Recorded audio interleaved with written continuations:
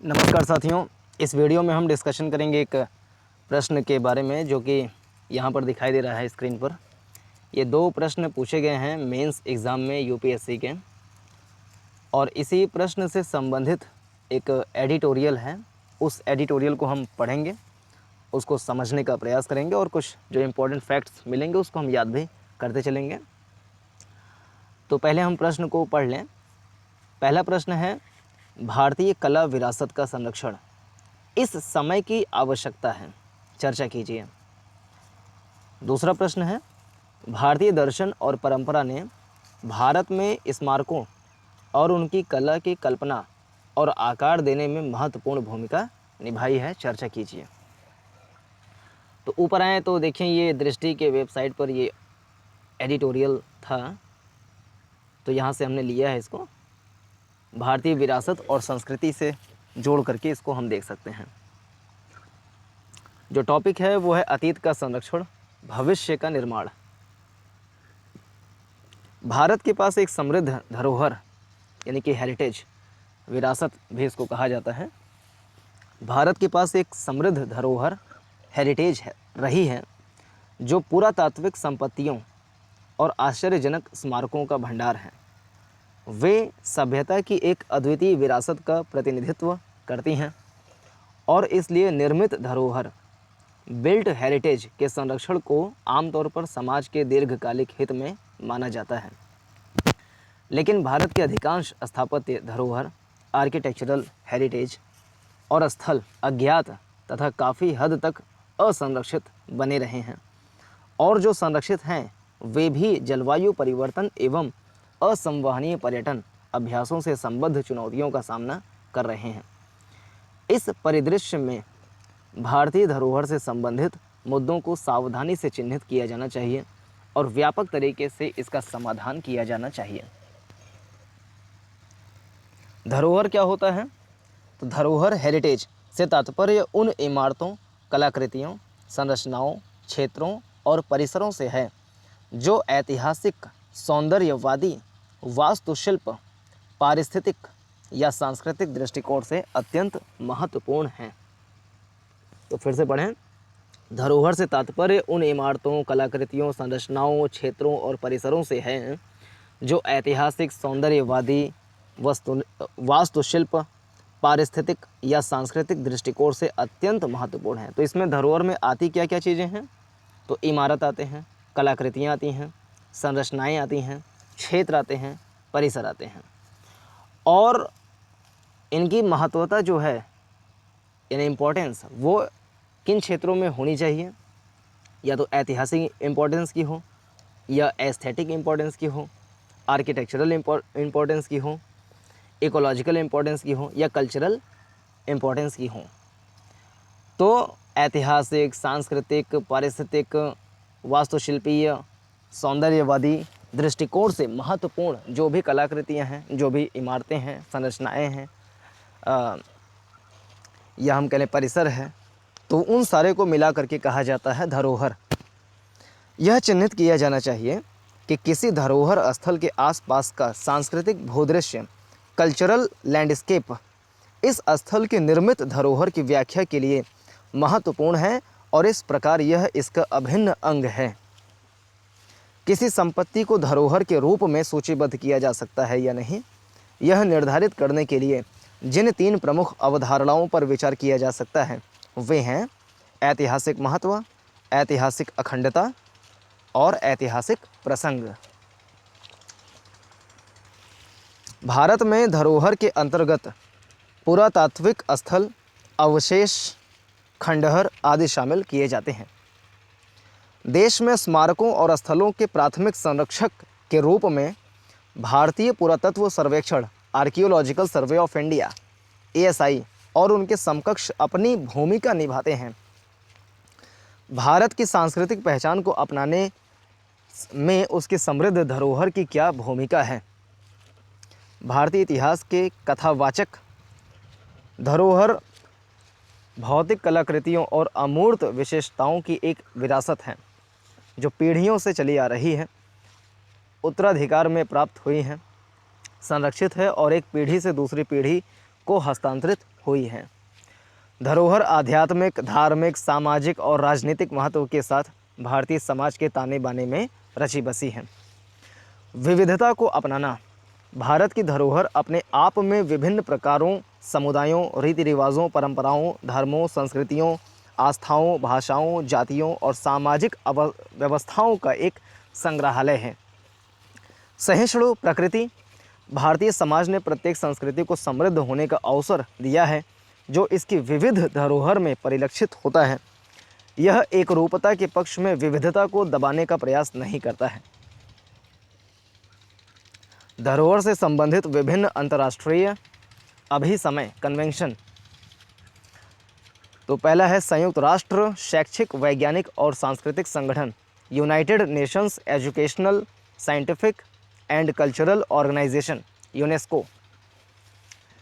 अवैध आयात, निर्यात और सांस्कृतिक संपत्ति के स्वामित्व के हस्तांतरण पर रोक एवं निषेध हेतु उपायों के लिए अभिसमय 1977 यानी convention on the means of prohibiting and preventing the illicit import, export and transfer of ownership of cultural property 1977। अमूर्त सांस्कृतिक विरासत की सुरक्षा के लिए अभिसमय 2005, convention for the safeguarding of the intangible cultural heritage 2005। सांस्कृतिक अभिव्यक्तियों की विविधता के संरक्षण और संवर्धन पर अभिसमय 2006, convention on the protection and promotion of the diversity of cultural expressions 2006। संयुक्त राष्ट्र विश्व धरोहर समिति, United Nations world heritage committee, Bharat को वर्ष 2021 से 25 की अवधि के लिए इस समिति के सदस्य के रूप में चुना गया है। भारत में धरोहर संरक्षण से संबद्ध प्रमुख चुनौतियां क्या हैं? तो प्रदूषण और जलवायु परिवर्तन पहली चुनौती है। भारत में जो कल्चरल हेरिटेज साइट हैं, जो भी धरोहर हैं, उनके संरक्षण से संबंधित जो चुनौती है उसमें एक चुनौती ये है प्रदूषण और जलवायु परिवर्तन। हमारे धरोहर स्थलों के समक्ष प्रदूषण का एक प्रमुख समस्या है और भारत अभी भी अपने वंडर ताजमहल को प्रदूषण से बचाने के लिए संघर्षरत है। अभी हाल में देश के विभिन्न हिस्सों में जलवायु परिवर्तन के कारण बाढ़ की स्थिति का सामना करना पड़ा है, जिससे कई प्रमुख धरोहर स्थल क्षेत्र भी प्रभावित हुए हैं। ओडिशा में पुरी और कर्नाटक में हम्पी ग्लोबल वार्मिंग के परिणाम स्वरूप उत्पन्न प्राकृतिक आपदाओं के कारण धरोहर स्थलों के क्षतिग्रस्त होने के कुछ नवीनतम उदाहरण पेश करते हैं। धरोहर स्थल अतिक्रमण। कई प्राचीन स्मारकों का स्थानीय निवासियों, दुकानदारों और स्मारिका विक्रेताओं द्वारा अतिक्रमण कर लिया गया है। इन संरचनाओं और स्मारकों या आसपास की स्थापत्य शैली के बीच कोई सामंजस्य नहीं है। दृष्टांत के लिए भारत के नियंत्रक और महालेखा परीक्षक कैग की 2013 की रिपोर्ट के अनुसार ताजमहल परिसर खाने आलम बाग के निकट अतिक्रमण का शिकार पाया गया। अगली चुनौती है उत्खनन स्थलों का दोहन। विकास गतिविधियों ने भारत में कलाकृतियों के समृद्ध भंडार वाले कई पुरातात्विक स्थलों का दोहन किया है। इसके अतिरिक्त विकासात्मक परियोजनाओं के कार्यान्वयन से पूर्व सांस्कृतिक संसाधन प्रबंधन का कोई प्रावधान नहीं है, जो समस्या को गहन करता है। अगली चुनौती है धरोहर स्थलों के लिए डेटाबेस का अभाव। भारत में धरोहर संरचनाओं के राज्यवार वितरण के साथ एक राष्ट्रीय स्तर के पूर्ण डेटाबेस का अभाव है। हालांकि Indian national trust for art and cultural heritage यानी इंटैच ने 150 शहरों में लगभग 60,000 इमारतों को सूचीबद्ध किया है, लेकिन यह मामूली प्रयास ही माना जा सकता है, जबकि देश में 4,000 से अधिक धरोहर कस्बे और शहर मौजूद हैं। अगली चुनौती है मानव संसाधन की कमी। स्मारकों की देखभाल और संरक्षण गतिविधियों के लिए कुशल एवं सक्षम मानव संसाधन की पर्याप्त संख्या की कमी आर्कियोलॉजिकल सर्वे ऑफ इंडिया जैसी एजेंसियों के सामने सबसे बड़ी समस्या है। धरोहर संरक्षण से संबंधित सरकार की प्रमुख पहलें। राष्ट्रीय स्मारक और पुरावशेष मिशन 2007, national mission on monuments and antiquities 2007। अगला है धरोहर गोद लें, अपनी धरोहर अपनी पहचान परियोजना। एडॉप्ट ए हेरिटेज, अपनी धरोहर अपनी पहचान प्रोजेक्ट। अगला है प्रोजेक्ट मौसम। तो प्रोजेक्ट मौसम किससे संबंधित है? तो प्रोजेक्ट मौसम संबंधित है जो हमारे धरोहर हैं उसके संरक्षण से। आगे की राह क्या हो सकती है? उत्खनन और संरक्षण नीति की पुनर्कल्पना। प्रौद्योगिकी में प्रगति के साथ बदलते परिदृश्य के आलोक में एएसआई को अपनी उत्खनन नीति को अद्यतन करने की आवश्यकता है। फोटोग्रामेट्री एवं 3D लेज़र स्कैनिंग, लिडार और उपग्रह रिमोट सेंसिंग सर्वेक्षण जैसी नई प्रौद्योगिकी का उपयोग किया जाना चाहिए। स्मार्ट सिटी स्मार्ट हेरिटेज, सभी बड़ी अवसंरचना परियोजनाओं के लिए धरोहर प्रभाव आकलन हेरिटेज इम्पैक्ट असेसमेंट पर विचार करना आवश्यक है।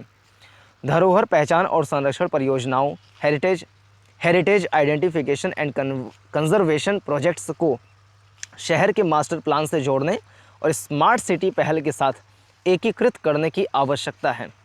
संलग्नता बढ़ाने के लिए अभिनव रणनीतियाँ। ऐसे स्मारक जो बड़ी संख्या में आगंतुकों को आकर्षित नहीं करते हैं और सांस्कृतिक धार्मिक रूप से संवेदनशील नहीं हैं, सांस्कृतिक एवं विवाह कार्यक्रमों आदि के आयोजन स्थल के रूप में उपयोग किए जा सकते हैं, जो निम्नलिखित दोहरे उद्देश्य की पूर्ति कर सकते हैं। संबंधित अमूर्त धरोहर का प्रचार और दूसरा ऐसे स्थलों पर आगंतुकों की संख्या को बढ़ाना। अगला क्या उपाय हम कर सकते हैं?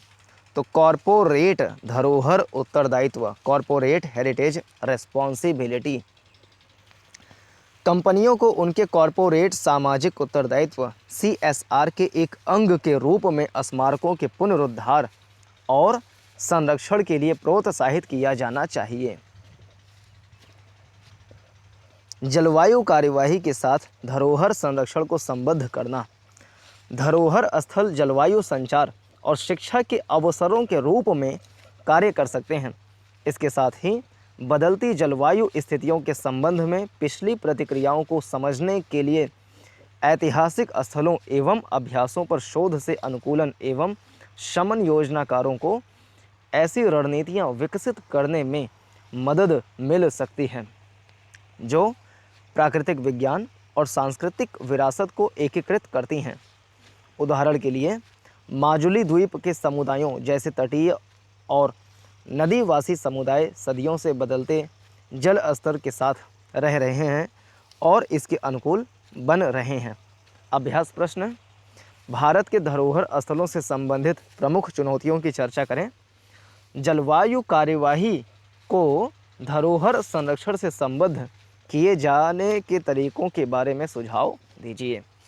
तो ये रहा इस वीडियो में डिस्कशन। पूरा देखने के लिए धन्यवाद। नमस्कार, जय हिंद।